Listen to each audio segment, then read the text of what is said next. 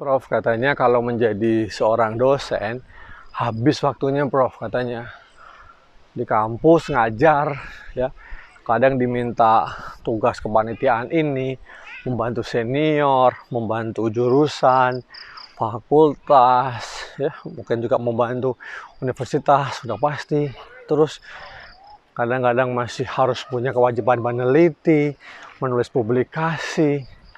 Di rumah capek kadang-kadang, masih juga kadang-kadang harus mengoreksi tugas mahasiswa. Waduh, kasihan keluarga saya kayaknya, nggak ada waktu gitu ya untuk menikmati hidup. Apa benar seperti itu?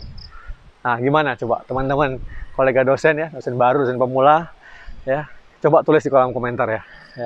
Mungkin itu yang membuat teman-teman jadi ragu-ragu gitu ya, menjadi aduh, kayaknya yakin nggak sih menjadi seorang dosen ini sebagai pilihan apa enggak. Hanya motivasi seorang dosen ini menjadi hal yang sangat penting menurut saya, ya nggak? Nah, oke, ini jawabnya. Oke. Dalam kehidupan ini, semua profesi apapun, ya, pasti nggak ada yang mudah. Ya kan? Nggak ada yang gampang. Tanpa kerja keras, ya, tanpa proses, nggak mungkin. Ya. Tapi profesi apapun, kalau kita mencintainya, melakukan yang terbaik, berusaha sungguh-sungguh, ya, insya Allah bisa. Gitu. Kayak saat ini saya sedang melewati sebuah lorong gitu ya. Ujungnya lorong itu panjang gitu ya. Dan mungkin agak gelap, tapi dalam lorong itu ada lampu-lampu yang di ujung lorong itu nanti ada satu hal yang lebih terang. Nah gitu ya. Nah, jawaban saya adalah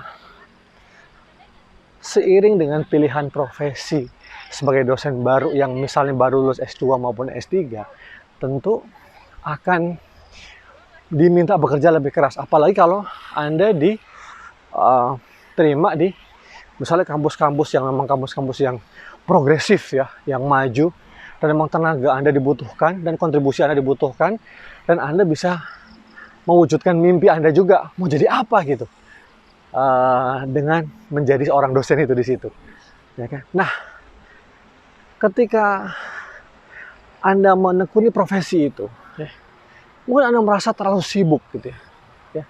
Tapi suatu hal lain, ya, kalau ketika kita melakukan hal yang kita cintai, yang kita sukai dengan baik dan benar gitu ya, kayaknya kita enjoy aja gitu. Nah, bener nggak nih? Nah, coba oleh teman-teman yang lain mungkin ya, apakah memang seperti itu? Gimana keluarga ya, atau mungkin juga menemukan keseimbangan untuk kehidupan sosial kita? Saya yakin bisa juga. Biasanya keluarganya dosen itu juga mengerti, memahami ya, apalagi kalau misalnya ya keluarganya ini baik, Anda nih misalnya apakah dari keluarga dosen juga, apakah mungkin istri Anda dosen juga, suami Anda dosen juga, pasti udah tahu nih kondisinya seperti itu. Kalaupun tidak, ya, mereka tahu bahwa ketika menikah dengan seorang dosen gitu ya, kadang kerjaannya 24 jam, bahkan lebih gitu. Nah, ini ya. Tetapi misalnya di weekend, di akhir pekan, ya, jangan juga lah kita buka laptop terus.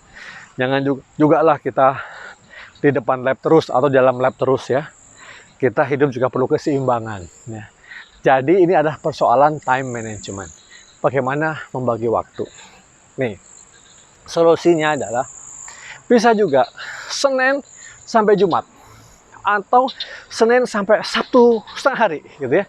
Itu mungkin Anda dedikasikan waktunya untuk bekerja, berkaitan kegiatan-kegiatan kampus gitu ya. Tapi ingat juga gitu ya, Anda punya supporting system, punya keluarga yang membantu Anda, yang nggak cuman nungguin Anda di rumah gitu. Nah, perlu dong ya, kadang hanya untuk bersilaturahmi dengan keluarga besar, atau mungkin juga sekedar jalan, ngopi, duduk, ngobrol gitu ya, diskusi. Ya, diskusi juga tidak selalu tentang kegiatan kampus ya. Di kampus cerita tentang kampus, di rumah cerita tentang kampus juga. Mungkin keluarga Anda pusing juga ini gitu kan.